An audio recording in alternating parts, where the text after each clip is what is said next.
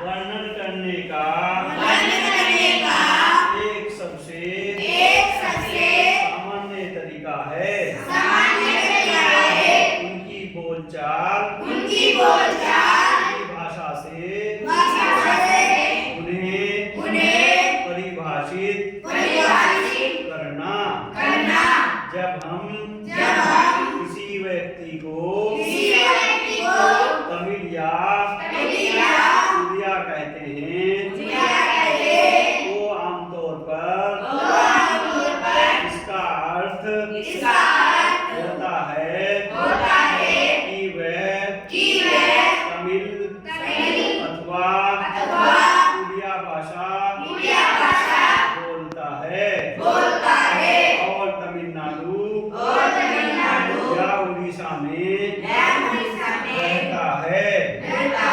इसी तरह से हम प्रत्येक क्षेत्र को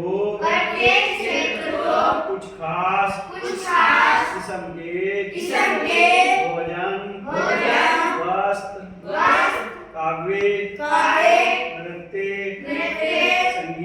संगीत और चित्रकला से जोड़ा करते हैं।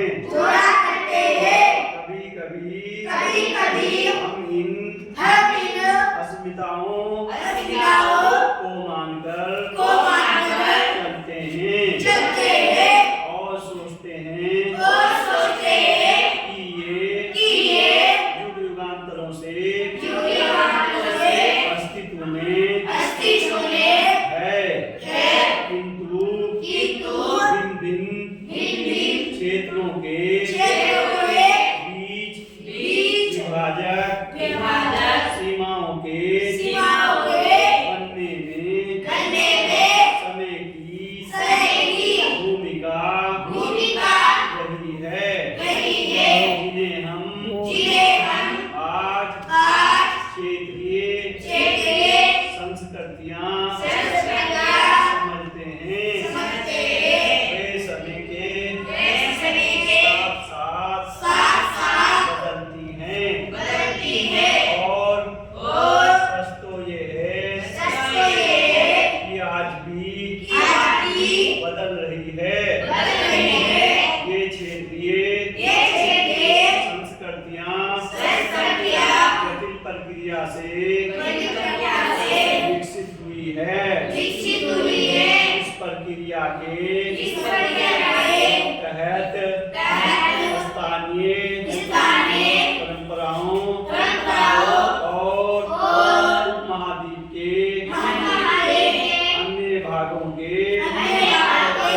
विचारों के आदान प्रदान ने एक दूसरे को संपन्न बनाया है। जैसा कि हम देखेंगे कुछ परंपराएं तो कुछ विशेष क्षेत्रों की अपनी है, जबकि कुछ अन्य भिन्न क्षेत्रों में एक समान प्रतीत होती है। परंतु इसके अतिरिक्त कुछ अन्य परंपराएं एक खास इलाके के पुराने रीति रिवाजों से